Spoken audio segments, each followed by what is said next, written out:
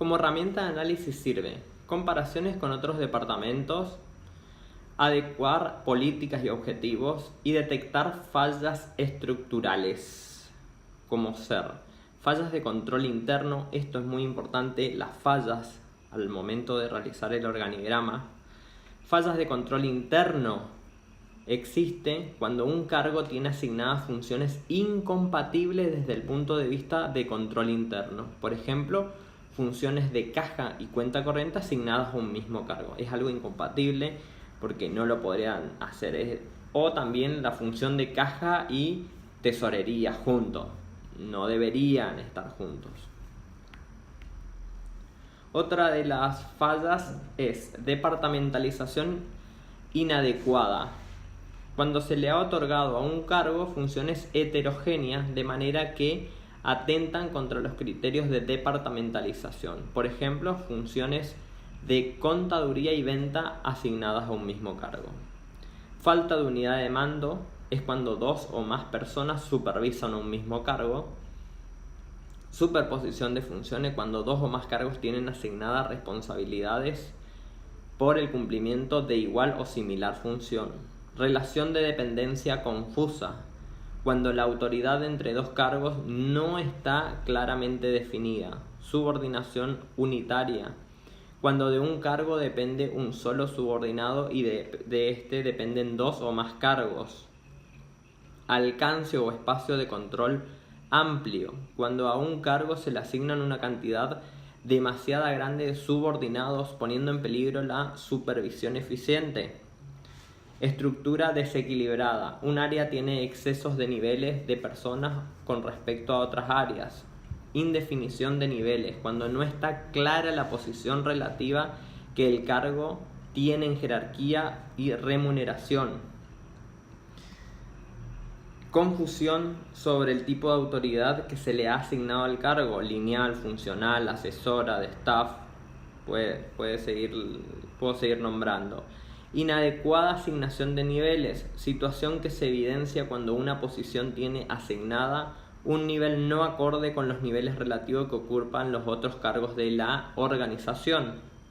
Designación confusa de las funciones, categorías y nombre de los cargos.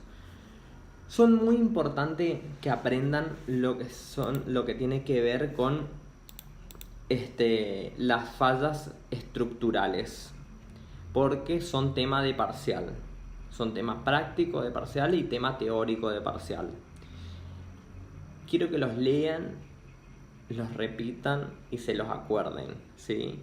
Les va a servir para aplicarlo el día que sean administradores o contadores. Es muy importante, en mi caso, por ejemplo, que trabajo en el área de auditoría, saber, porque por ahí un administrativo está haciendo mal una tarea y no es porque sea ineficiente, sino porque tiene alguna falla estructural o que tiene muchas tareas a su cargo o que tiene tareas incompatibles o que tiene muchos subordinados a su cargo, entonces él mismo descuida sus tareas para controlar la de los subordinados.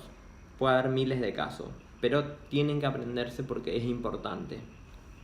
Tema para debatir en el foro, que hablemos. Si no entienden, si tienen alguna duda, pregunten y lo planteamos. Por ahí no lo planteamos de forma teórica y lo planteamos con un ejemplo. Ya lo vamos a ver, capaz en el práctico lo incluya para que trabajemos como ejemplo de las distintas fallas. Bien, seguimos. Limitaciones de los organigramas, Simplicidad, desactualización y afecta la creatividad de los integrantes de la organización. Tema importante también.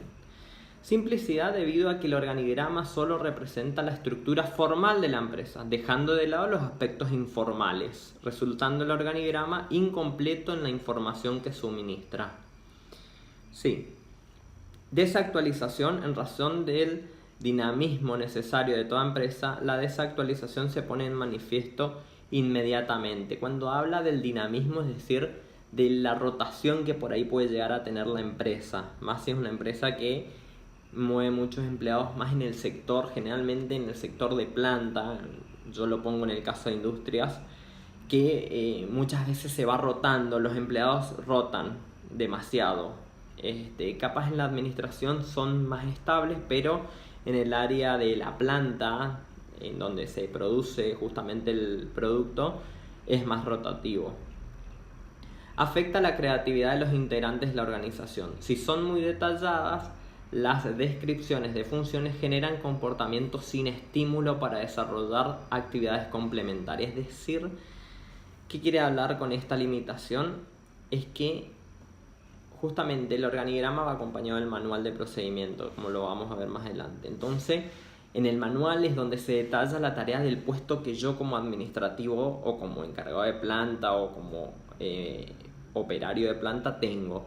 Entonces, por ahí generalmente en la parte administrativa se ve más de que me limita a realizar otras tareas o a aplicar otro tipo de creatividad, como dice acá, debido a que ya me limito a eso y mi tarea se hace como rutinaria. Pero bueno, es algo que sí, que el manual administrativo lo tiene así, el manual de procedimientos lo tiene así. Y entonces por eso es que es una limitación del organigrama. Pasamos al punto 2, manuales de funciones, conceptos, contenidos, ventajas y limitaciones. Hasta acá todo lo que voy hablando, yo como que lo imagino y los tengo ahí a ustedes. Todo lo que voy hablando, quiero que si surgen dudas, si quieren ejemplos, lo planteamos en el foro y lo vamos debatiendo, que para eso está. Manuales de funciones, conceptos, contenidos, ventajas y limitaciones. Manuales de funciones, conceptos. Son un complemento del organigrama, mejor dicho, su parte literal. Como había dicho anteriormente, es la descripción del organigrama. El manual de funciones indica denominación formal del cargo dentro de la estructura, es decir, jefe de contaduría, por ejemplo. La misión de cada cargo es para qué está el cargo en la organización, el objetivo, qué sentido tiene ese cargo en la estructura, etc. Funciones, las actividades que debe realizar para alcanzar el objetivo o la misión. Las características de su trabajo y distintos tipos de vinculaciones dentro y fuera de la empresa. Quienes dependen del cargo y las responsabilidades, la información que se recibe, la que se procesa y la que se emite. Y los distintos tipos y niveles de autoridad. Les comento, el manual de funciones lo debemos escribir nosotros, contadores o licenciados, ¿sí? Una vez que confeccionamos el organigrama, o en principio debería estar primero, podemos ir haciéndolo a la par, pero lo deberíamos escribir nosotros, lo debemos escribir nosotros. Es decir, es más importante el manual que el organigrama en sí. ¿Saben por qué? Porque yo llego a mi empresa, me contrataron hoy. Llego a la empresa, me contrataron hoy, me agarra la persona de recursos humanos y me dice, acá te vas a sentar, te da el escritorio, la computadora y después te entran a llegar papeles, mail de lo que tenés que hacer. O preparame tal cosa. Y no tengo ni idea, por más de que yo sepa un montón, sea un capo, lo que ustedes quieran, no tengo ni idea de las funciones que me toca hacer, a quién le debo reportar información, a quién le debo enviar, de quién debo recibir información.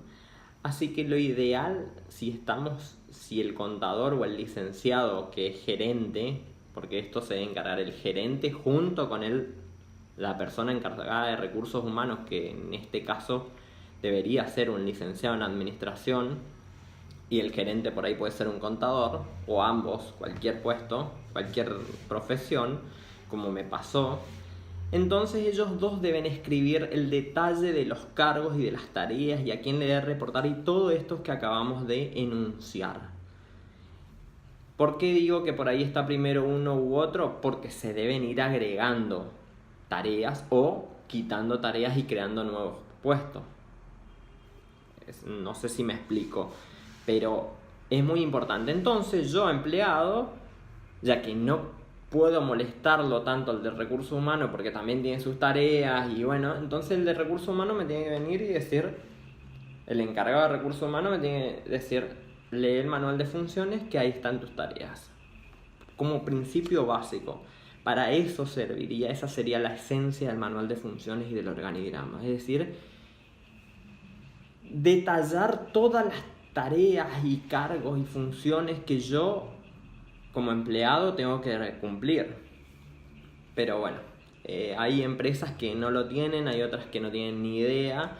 Lo ideal es que se aplique y que sea actualizado. Por ahí generalmente hay algunas que lo llaman como reglamento, que también detalla dentro del mismo reglamento las tareas que cada puesto debe ocupar.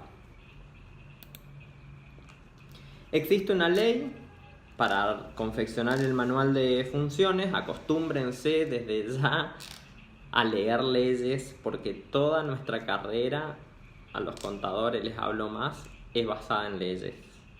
No crean que porque no estudiaron abogacía no van a ver leyes. Todas nuestras carreras están respaldadas y basadas, y nuestra profesión para los licenciados también están basada en leyes. Acá la ley hizo un breve resumen, si quieren después la pueden leer o ampliar, pero bueno, el objeto dice: establece el contenido y la presentación de un manual de organización. Aclara que el contenido se enuncia con carácter indicativo, esto es, que intenta servir de guía y no de modo inflexible. No de modelo inflexible, perdón. Partes integrantes, la ley detalla esto. Detalla el índice, el objetivo del manual, objetivo y políticas de la organización, jerarquía, autoridad, control, misiones y funciones, atribuciones, delegación, reemplazo, información, relaciones, responsabilidades, organigramas, regímenes de autorizaciones, muy importante. Todo esto que lo van a leer y lo van a estudiar va a entrar de forma teórica, no específicamente, pero sí es importante que sepan que existe una ley para confeccionar, que esto no es alguien que lo inventó. Es decir, que existe una ley que es legal, o sea que es obligatorio, porque si hay una ley es por algo. Entonces, estaría bueno que lo tengan presente. Licenciados, de memoria la ley. Contadores también. Ventajas y limitaciones de los manuales de procedimiento, importante. Ventaja: instrumento que unifica las partes. Facilita la coordinación entre los distintos integrantes de la organización. Eso es lo que yo les comentaba. Yo agarro el manual y digo a quiénes son mi superior, quién es de la misma jerarquía que la mía, a quién le debo reportar, cuáles son mis objetivos. Permite resolver conflictos porque limita responsabilidades. Eso está bueno, saber hasta dónde llega mi responsabilidad. Eso siempre como empleado, ustedes mismos como contadores y como licenciados tienen que aclarar hasta dónde llega la responsabilidad de cada uno de las personas con las que trabajen. Permite rescatar y transmitir experiencia, capacidad y habilidad de los jefes. ¿Por qué? Como les había dicho anteriormente, deben escribirlo los jefes junto, tanto el gerente general con el jefe de recursos humanos o el encargado de recursos humanos, porque se tiene que basar sobre la experiencia, ¿sí?, que ya ocurrieron, y a medida que van ocurriendo nuevas experiencias se tiene que ir ampliando el manual de funciones y detallar casos, ¿sí?, para que no se vuelva a cometer el mismo error o para que se cometa un procedimiento correcto. Facilita las tareas de planificación, ejecución y evaluación para la conducción superior. Constituye una herramienta de análisis y de corrección continua. ¿Qué significa corrección continua? Que cada rato lo debo ir ampliando o modificando para bien, en el caso de que se descubran nuevos procedimientos o nuevas formas eficientes, o para sustraer información que justamente se aplicó a un procedimiento que no funcionó. Limitaciones. Hay muchas actividades que no son enunciadas. Estructuras muy rígidas que impiden la creatividad de los integrantes. Eso es lo que hablábamos de que cuando son muy rígidos los manuales y está muy detallado, entonces, bueno, me limito a eso, no voy a hacer otra tarea porque no me va a corresponder, capaz una tarea que nadie la hace. Pero bueno, debe adaptarse a los cambios en el contexto sociocultural. lo mismo, eso es como una limitación porque hay veces que no lo actualizamos y la última debe actualizarse. ¿Sí? Hay veces que uno deja de lado esa parte teórica, por así decirlo, o esa parte de decir aburrida, quién se va a poner a leer esto, pero ustedes saben que es importante. Bueno, acá un breve resumen de la unidad 2. Voy a estar disponible en el foro para que pregunten y consulten lo que quieran respecto a la unidad 2. Nada, me alegro de que nos presentemos, espero ir conociéndolos a todos. El año pasado fue mi primer año como docente, este año vamos a ir aplicando nuevos métodos y más ejemplos. Lo que yo quiero con esta materia y dejarles como enseñanza es que se lleven la parte de llevarlo siempre a la realidad. Van a escuchar en nuestra carrera, por lo menos a mí me pasa de que no, esto no se aplica, no, el otro no se aplica, y hoy en día yo en el área en el que estoy aplico muchas de aquellas materias que no me esperaba que iba a aplicar. Así que bueno, nada, les deseo el mejor de los éxitos a mis licenciados y contadores, y nada, meterle pila, estudiar, hablen en los grupos, no se copien, no se copien. Estudien, que es para su bien, cópiense si quieren, no les va a servir de nada porque el día de mañana se van a chocar con la realidad y van a decir, uy, no me acuerdo de esto, van a tener que volver a estudiar, en algún momento lo van a tener que estudiar. Así que bueno, nada, les deseo, como les dije, el mejor éxito y espero que nos vayamos conociendo. Hasta la próxima.